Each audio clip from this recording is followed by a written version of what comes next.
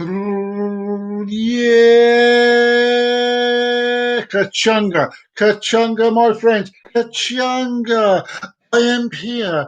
I am here. It is I, Trev the Rev. And it ain't no Vicar. How you doing? How are we all today? How are all we today? Well, we are fine. I've just come back from doing a bit of Pokemon Go. I was magma hunting. Oh, shiny. Ooh, yes, yes, yes, yes. Well, yes, as you can see, the day for the show has arrived, and we are here. We are here live. And yes, it's my 75th show. It is. Whoa, 75th show. And I thought, Cat, it's a 75th show. I did nothing unusual. I'd go on the same plans. Yes, I thought I'd go on the same plans and have a bit of fun. Fun. And we will start the day, where we always start the day with, if you've enjoyed the show, please hit that like button, which is just down below on YouTube, or down below on YouTube. And if you haven't done so already and would like to see some more of my show, please hit the subscribe button, which is also down below. And if you want to know when the show is coming out, all you got to do is ring that bell, the ring of the bell, ding a ding dong. Yes, yes, yes, yes. And we're going to start the show. We're going to start the show. Start the show. Start the show.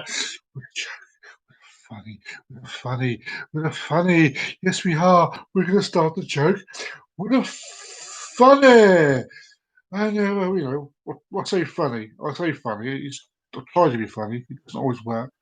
Well, you see, Paddy and Murphy. It's the Paddy and Murphy joke. Paddy and Murphy have decided they want to go skydiving. No, not they don't jump off a springboard into midair and land on the ground. No, no, no. So, skydiving, they're taking all the old verbal read test and the physical test and all the training, and you're up in the air. And they're going for the first real jump. First real jump. And as he's flying through the air, the instructor looks at him and says, right, don't forget steps. Always do it in steps, he says. Always do the jump. Jump in steps. That's what he says. Jump, steps, in. Yeah, that's what he says. And he says, you basically get up, you walk to the door. Because you open the door, you look out, you say, God save me, jump out, record, check the parachute, you're fine. So it's jump out, open the door, a parachute, get up, say, God save me, and walk to the door. No, the instructors. No. He says, it's get up. You walk to the door, you open the door, you look out, you jump out and say, God save me, and then check the parachute. So it's check the parachute, God save me, open the door, get up, walk across, and look out. No. Listen. It's you get up, you walk through the door, you open the door, you say, God save me. You jump out, your parachute. So he says, he opened the door, so, oh, for God's sake, says the instructor, grabs Paddy by the scruff of his neck and throws him out. Slammed the door shut, And so as you go along, there's that on the door. For fuck's sake, says the instructor, what's that? So he opens the door.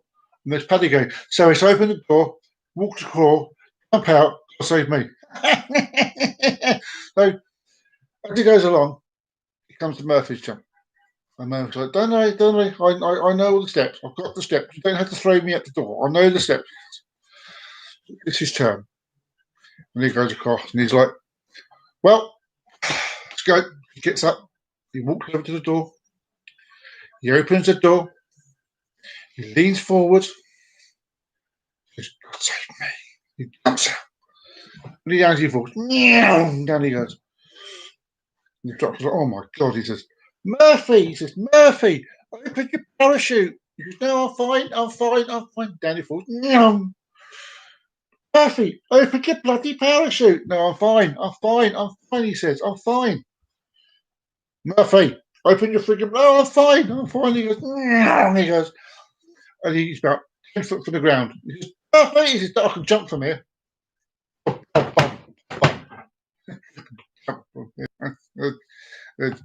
Yeah. Anyway, that's the I said I tried to be funny. Please, I was try to be funny. I know. I try to be funny.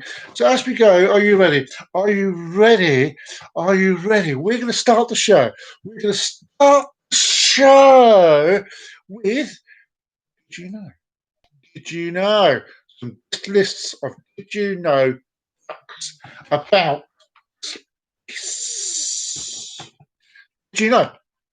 Did you know? Each time you see a full moon, you always see the same side. There's a light side and dark side to the moon, so you can work that. But somehow when it spins around, because the Earth spins, moon spins like did you know? Did you know? Did you know? The longest possible eclipse of the sun is 7 minutes and 31 seconds.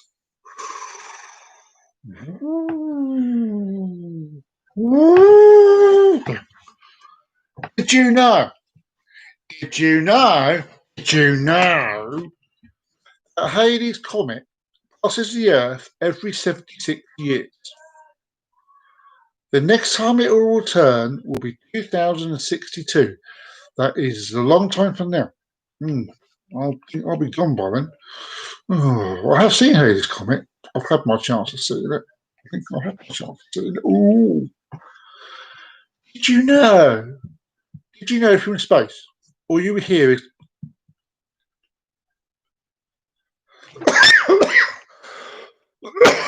that's badly told. That's because, did you know, there is no sound in space? It's an ace in space, but no sound in space.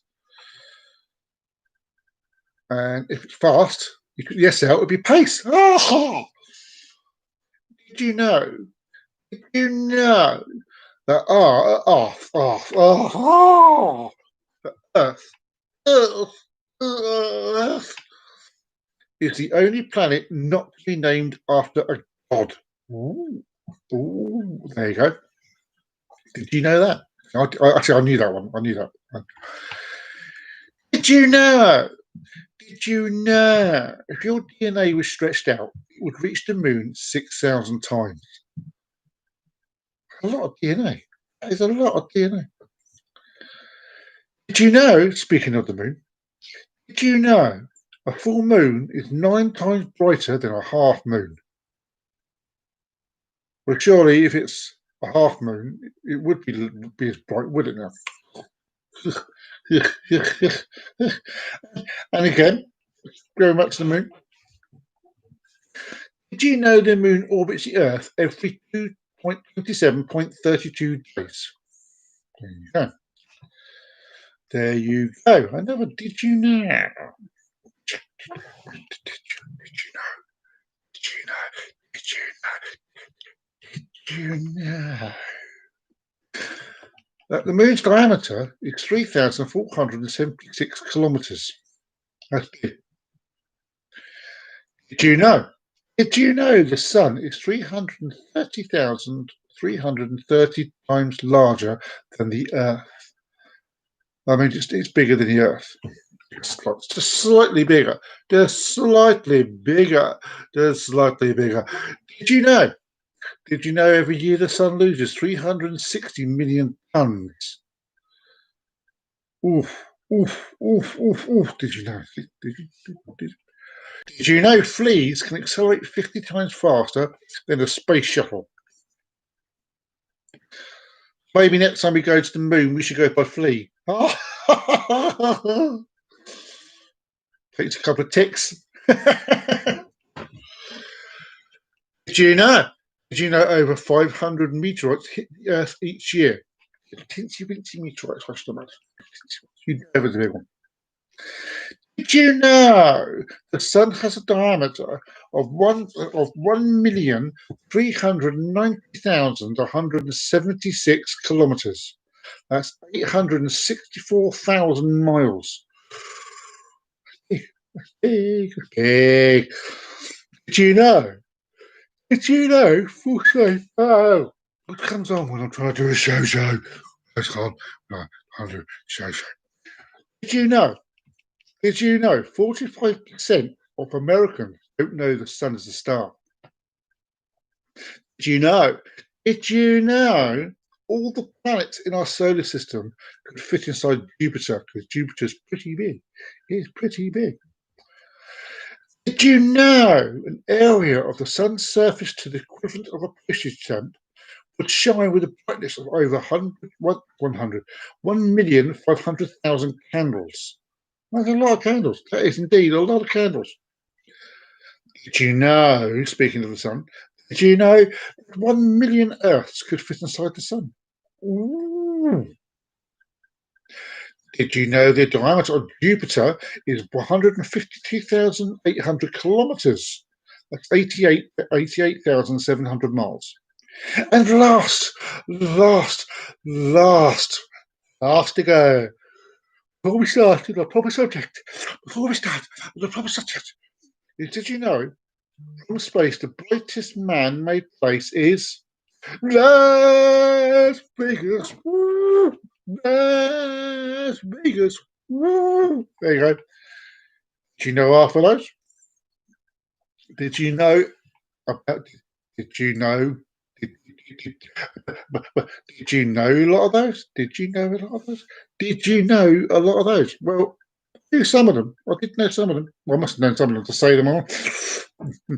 Oh, yes. So now we get the subject of the day. The subject of the day. The Chaos Caves. The Chaos Caves. Are you ready? Are we ready? Are we ready? Are we ready to begin? Well, I am. So there you go.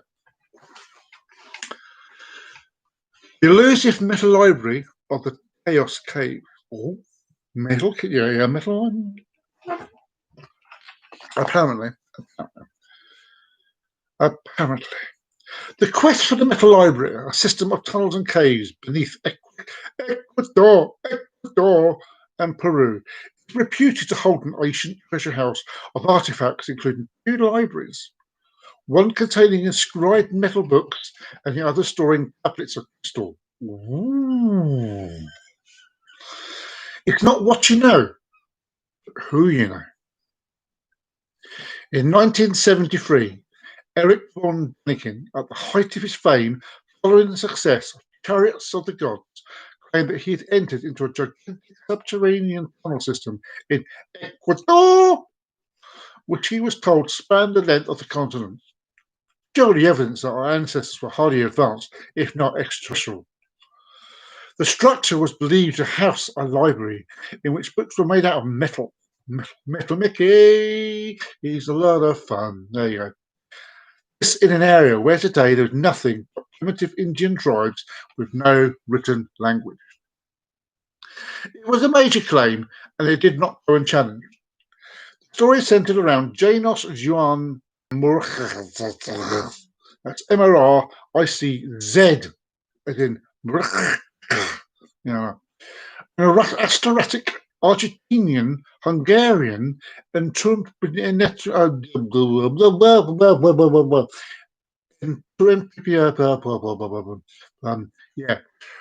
that he had discovered a series of tunnels in Ecuador that contained a metal library. In a signed after Davy, dated 8th of July 1969, the year before I was born, he spoke about his meeting with the Ecuadorian president, where he received a concession that allowed him total control over this discovery, provided he could produce photographic evidence and an independent witness that corroborated the discovery of the underground network Newspapers reported on the expedition that Murat had organised. I'm going to do that every time that name comes up. That's how I'm going to do it. In 1972, I was 2 then, Murat met with von Daniken and took him to a secret side entrance through which they could enter into a large hall within the labyrinth. Apparently, von Daniken never got to see the library itself, just a tunnel system. Von Daniken included the event in his book, The Goal of the Gods. The passages all form perfect right angles.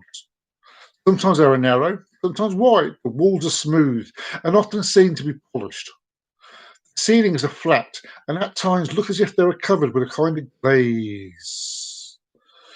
My doubts about the existence of the underground tunnels vanished as if by magic,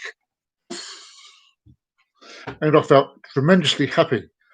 Said that passages like these, passages like those through which we were going, extended for hundreds of miles under the soil of Ecuador and Peru.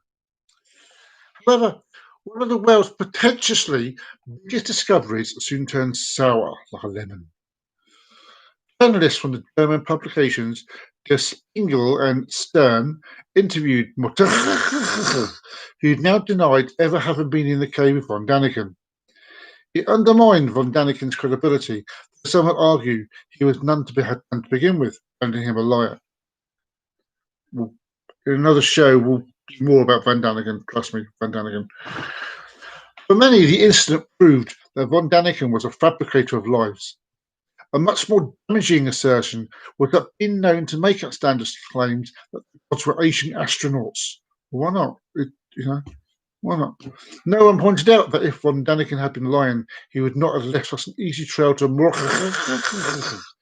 He could have claimed he could not reveal his source, and Der Spiegel and Stern would have been none the wiser. Instead, it seemed that something was amiss with who had landed Daniken in an international controversy from which his career never really recovered. There are several oddities with this story. First, merely denied having taken von Daniken there. The existence of the network itself he did not deny. In Der Spiegel, 19 March 1973, I was 3 years old then, we can read Spiegel asks, "How did you discover Metal Library?" replied, "Somebody took me there." Who was this guide? I can't tell you. Further stated that the library was guarded by a tribe. So in short, it's Moricz. I cannot pronounce it. Morik, I'll say it as near as I can get to it, but I'm going to keep going. Claimed to von Daniken that he had discovered caves and he had shown these to him. Now he claimed to have seen the caves there led by a guide whom he could not identify, but denied having taken von Daniken there himself. The logical conclusion seemed to be that had shown something to von Daniken, was now caught by the fact that everyone seemed to know that he had done so. And he had to make sure that whoever had shown him did not bear any grudges against no doubt because himself would most likely have been asked not to show anyone else the sight. By 1975, I was 5 years old then. Can you see that, Train? Yeah. The story had killed the career of one notorious author. Who would dare to tread in his footsteps? The answer? Neil Armstrong, the first man on the moon, be a man on the moon, or rather a Scotsman, who wanted to change the peculiar status quo in which the Metal Library controversy had found itself. Stan Hall had read von Daniken's book and subsequently befriended more. The letter confirmed that he had met von Daniken in 1972 and had taken the Swiss author from Guayaquil, Juncker, where they met Carlos Crespi. Bloody names. Oh, why do people make so hard to pronounce names. It can't be that difficult to have a name that's easy to pronounce. There was insufficient and saw his collection of enigmatic artifacts. There was insufficient time to take Von Daniken to the true location, so instead they decided to show him a small cave from 30 minutes from Cuenca, claiming it was connected to the network. This seemed to clear up the Von Daniken controversy, but not the metal library itself. Where was it? 1969, I wasn't born then, expedition had ventured into the Cueva de la Chaos, which identified as the cave that led into the metal library. In 1969, no metal library had been uncovered, so Hall decided to organise an Ecuador expedition that would explore the Cueva de los Teos. It would be a purely scientific expedition. I had met Stan Hall a few times over the course of a decade, without knowing that the person I was speaking to was Stan Hall. He was a member of the audience of the Scottish Senior Society conferences. Stan blends into the background and is unlikely, if not unwilling, to stand out. It was by pure accident that I found out I knew Stan Hall. The Stan Hall, who furthermore lives nearby. It provided me with an opportunity to get a personal perspective on this story, and one I was willing to take with both hands. Yes, there you go. Originally set to take place in 1977, I was 7 years old, and the 1976 expedition occurred at a time when Von Daniken's public profile had been damaged by and Hall was apparently about to endorse claim. It left Von Daniken feeling wary about Hall for more than 20 years, until both men realised they were kindred spirits rather than mortal enemies. Mortal combat, yeah. Why did he do it? Hall wanted to create a framework. If there was indeed a metal library of lost civilization, the first step would be to map the site. It was the main and only goal of the expedition. There was no treasure seeking. Hall used his professional expertise to create a 3-week exploration of this famous cave. A joint venture of the British and Ecuadorian armies, supported by a team of geologists, botanists, and other specialists. The expedition needed an honorary figurehead, Stan Hall said. The name of Prince Charles, yes, Prince Charles, had recently received a degree in archaeology. No, they're not going to call Indiana Jones here, was proposed. But I knew Neil Armstrong had Scottish connections. My father was an Armstrong, and by another Armstrong in Lancome, where Neil Armstrong had made an honorary citizen, I made contact. Months later, I got a reply that Neil Armstrong was more than willing to join us on this mission. It's when the expedition Sonny took a life's challenge, or became a life's challenge.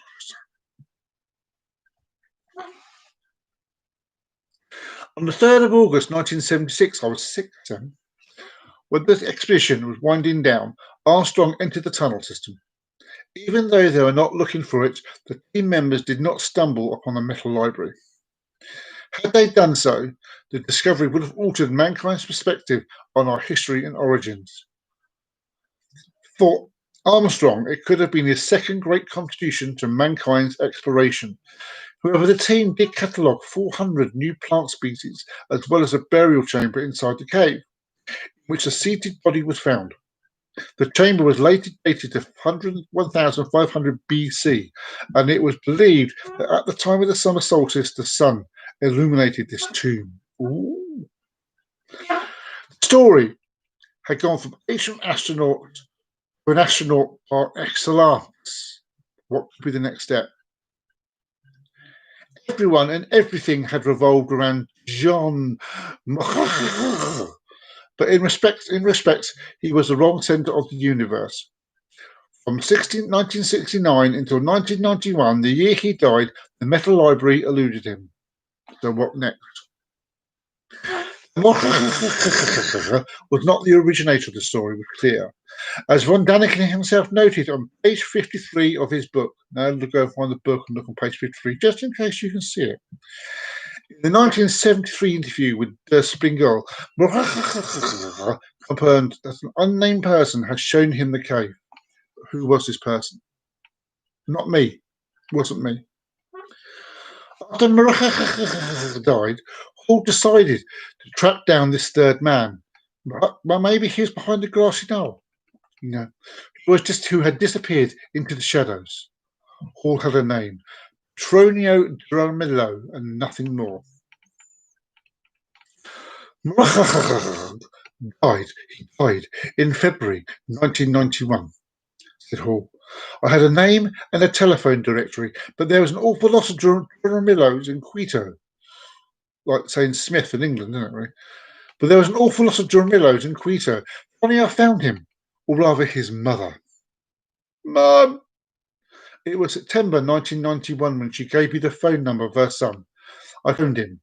He told me that it had taken 16 years before our path crossed.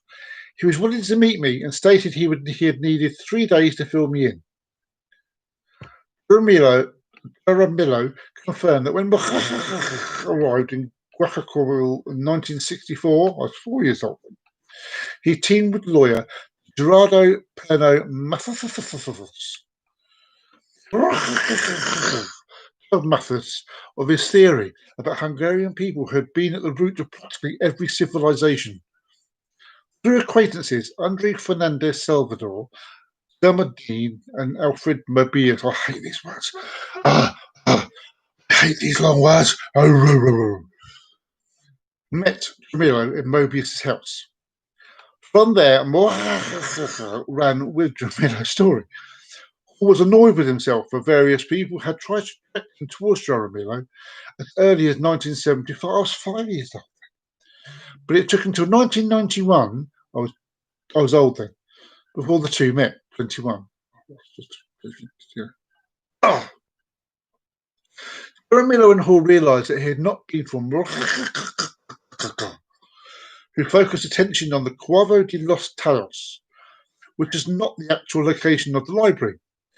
The 1976 expedition could have resulted in the discovery of the century, and what a track record for Armstrong it would have been.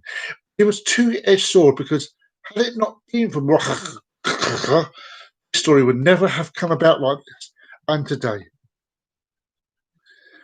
Hall's biggest desire, if he was able to turn back time, is to sit down at one table with both and Jaramillo at the same time. He realised that had been intent from the beginning that the Metal Library would be his legacy. When Hall showed a manuscript about the 1976 expedition, point blank refused to return it. It ended their friendship, but Hall never understood why until 1991, when he realised that the manuscript mentioned Jaramillo. It was a name not want to see published, and he had confirmed in his 1973 German newspaper interview. Was incredibly stubborn and incredibly loyal, but obviously was the wrong man and sadly mistaken, if he thought he could ever pull off the discovery of the century. Like He-Man, isn't it? Discovery of the century.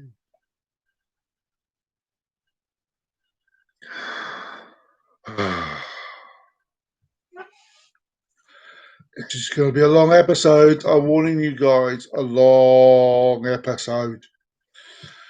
Jaramillo and Hall became friends. They both agreed Jaramillo could not prematurely reveal the location of the site. Still, he was willing to talk in detail about its contents and any other aspect Hall wanted to discuss. From Jaramillo, Hall was able to learn the true story of the Teos Library, which was not in the Cuavo de Teos at all. Jaramillo stated that he had entered the library in 1946. I wasn't even born, I wasn't even when he was 17 years old. He was shown it by an uncle whose name had gone unrecorded, but who was known as a Blanquito Palador, a loving description of the man's appearance. He was apparently on friendly terms with the local Shia population, who invited him to see a secret in gratitude for the kindness and goodness he had shown towards the tribe. Jaramillo entered the system at least once after that. On that occasion, he saw a library consisted of thousands of large metal books stacked on shelves, each with an average weight of 20 kilograms. Each page impressed from one side from ideographs, geometric designs, and written inscriptions. There was a second library consisting of small, hard, smooth, translucent, what seemed to be crystal tablets, grooved with parallel encrusted channels, stacked on sloping shelves of trestles until covered in gold leaf. There were zoomorphic and human statues, some on heavy column cliffs, metal bars of different shapes, as well as sealed doors, possibly tombs, covered in mixtures of coloured semi-precious stones. There was a large sarcophagus sculptured from hard, translucent material, containing the gold leaf skeleton of a large human being. In short, an incredible treasure stored away as if hidden in preparation for some coming disaster. On one occasion, Jaramillo took down 7 books from the shelves and studied them, but their weight prevented him from replacing them. It also meant they were too heavy to remove from the library and revealed to the world. Jaramillo never produced any physical evidence for his claims, which may explain why he wanted to live in the shadows of this story. Hall did ask him why he never took photographs. He said that it wouldn't prove anything. Other discoveries, such as the famous Burrow Caves in the United States, prove that seeing actually isn't believing. Still, Jaramillo stated that he had left his initials in these 7 books, so that if the library were ever discovered, it could be proved that it was he who entered it first. Jaramillo and Hall wanted to combine forces to see whether the metal library could be opened. One knew the location, the other had a proven track record of organising proper expeditions. It could be the expedition of the occupation. First contact with various ambassadors and politicians was established. The scientific community was brought in. The plan was for Jaramillo to lead the team to the site, where they would remain for a period of 3 to 4 months during the dry season. Cataloguing the contents means it's not going to rain as much as the wet season. Cataloguing the contents of the site, guaranteeing that nothing went missing, everything would remain in situ. A report with recommendations would be the only outcome of this expedition, which would involve UNESCO. That's UNESCO. But in 1995, Peruvian jets bombed an Ecuador military base, and the project had its first setback. In 1997, Hall used a major anthropology conference to promote the idea. 6 anthropologists came to meet him, interested in what he was trying to accomplish. But that same year, Ecuador's political regime changed, in Hall's opinion, for the worse. Hall felt that his family could not live in this new political reality, so he moved back to Scotland. Man, this loose about this horse. Yeah. This was nevertheless not a setback. Planning for the expedition continued. However, it was in 1998 that the expedition had a major setback. Hall received by telephone the sad news from the mother of Petronio Jaramillo that he had been assassinated. What he murdered because of the plans that were afoot. Ooh. Life in South America is cheap, as anyone who has visited or lived there knows. That day, Jaramillo was carrying a large amount of money on him. It was a street robbery close to his home. Random violence stopped one of the world's biggest discoveries dead in its tracks. It seemed that fate only allowed for Jaramillo and Hall to meet, but never to work together, as if their combined efforts would break the spell of the cave and turn a dream into a reality. And Jaramillo had both died. Hall was in his 60s. Would he go alone and claim the metal library for himself? Hall isn't a treasure seeker. He emphasizes that the region is an if, not the veritable El Dorado. There was gold everywhere. The roads are quite literally paved with it, even if library books are made of gold, though Jaramillo never spoke of gold, but of metal. In fact, it seems copper was an ingredient, as Jaramillo had seen a green colour on the books. There was more gold outside the library than inside. The broad presence of Mortek in the region was because he led extensive gold concessions. His interest in the library was not its military value, but its historic importance. Still, various treasure hunters in the past have tried to open the cave. Pino Chirulu made contact with Jaramillo in the 1960s through the same channels that later brought more to him. Rolla was obsessed with Casey's Hall of Records, and the Metal Library could be absolute proof of Edward Casey's poverty. Always comes on wrong time. But Truella's attitude and sense of organisation meant that the two never got along. Truella pressed Jaramillo for details that the latter was unwilling to offer, so Truella opted to search around the Cueva de los Cayos and come up empty-handed. The most active Indiana Jones today is Stan Grist, who also knew John as well as his confidant, Zoltan Zeller. That sounds like something like Flash Gordon, no? Zoltan. Also was a great friend of Hall. In 2005, Grist wrote, "As I write these words, I am in negotiations with the native Shi'ars who live near the Cueva de los Cayos, whose permission is necessary to enter and explore the area of the caves. I plan to mount an expedition in the coming months to search for the secret entrance to the cave from which these alleged metallic library can be accessed. Many people have entered the cave by the well-known vertical entrance near the top of the mountain. However, I calculate that it is nearly impossible, or is impossible, to reach the metallic library through this well-known entrance. The secret entrance is only accessed from underwater. Time for swimming." I confronted Hall with Grist's opinion. Jaramillo always said that the entrance was under the river, he said, but that river is not near the Teos cave. That river is the Pantasa River. Though Hall never learned the location from Pantano Jaramillo himself. After Jaramillo's death in May 1998, Hall organised a trip with Mario Petronio, Jaramillo's son, in which both combined their knowledge about the site. The trip had to be abandoned before point zero could be reached. When we were preparing the expedition in the 1990s, whatever diving equipment was discussed as a necessity, Petronio would say that even though the entrance to the cave was under the river, it did not mean we would get wet. Hall showed me aerial maps pointing out a bend in the river that meets a fault line, which is known to open up into a cave system that runs for several miles. He suggested that the fault line, evidence of an ancient earthquake, opened up the underground network, which someone had at some stage in the distant past then discovered and used as a place to install the metallic library. Hall had visited this location and deduced that it fits Jaramillo's description perfectly. So what happened next? Hall was 64 years old when he last travelled to the region. Now he is 70. When he was 68, he decided that more than likely he would not see this story come to its conclusion. However, he does not consider it to be his story, and he does not want to make the same mistakes that So on 17th of January 2005, Hall informed the Ecuadorian government of the location of the cave that fits Jaramillo's description and which he hopes will become the focus of an expedition. So the question is, where is the metal library?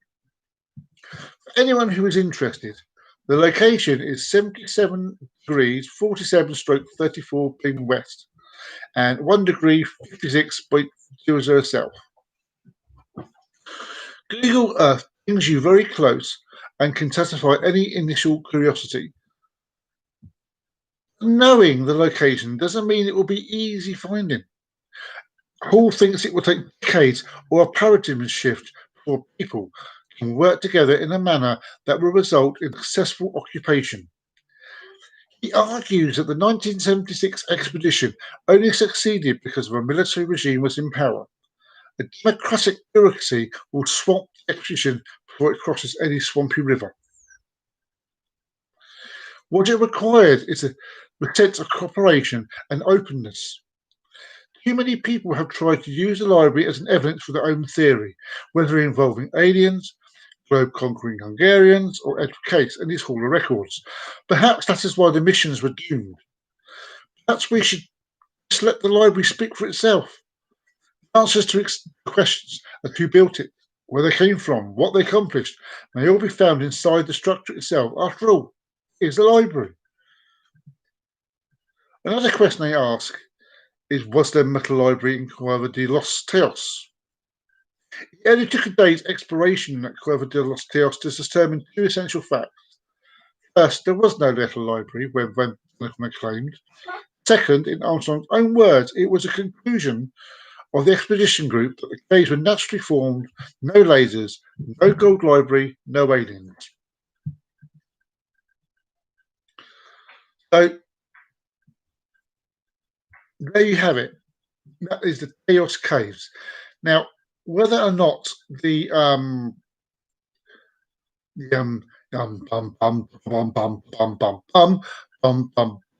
whether there is an actual metal library or not, just they haven't found it doesn't mean it's not there. Let's get that fact straight away. I'd like to think there's one there. I'd like to think there was something there, something that shows you from our past. Just think of all the information we could get to if that library does exist. Even the crystal one. It's just amazing. What did you think? What did you think of that? Let me know. Let me know. No. Let me know. No. Now, next week, and the week after, we are going to be talking about two of my heroes from our past. Now, as you can, I'm from England. Everyone knows that. So we're talking about English heroes. And next week, it'll be Robin Hood, riding through the glen. Robin Hood, here he comes again. Steals from the rich, gives to the poor. Robin Hood. Next week, we're going to talk about Robin Hood. So, if you've enjoyed the show, please let me know. Let me know what you thought. Let me know what you thought of the show. And as I said before, if you like the show, if you have liked my show, hit down below, thumbs up button. And if you haven't done so already and you'd like to, hit subscribe. This is also down below. And honestly, ring that bell, then you'll know when the next show is coming out. And please tell your friends about this show. Spread the word. Please, spread the word. So until next time, if you tread the red, signing off. Until next week.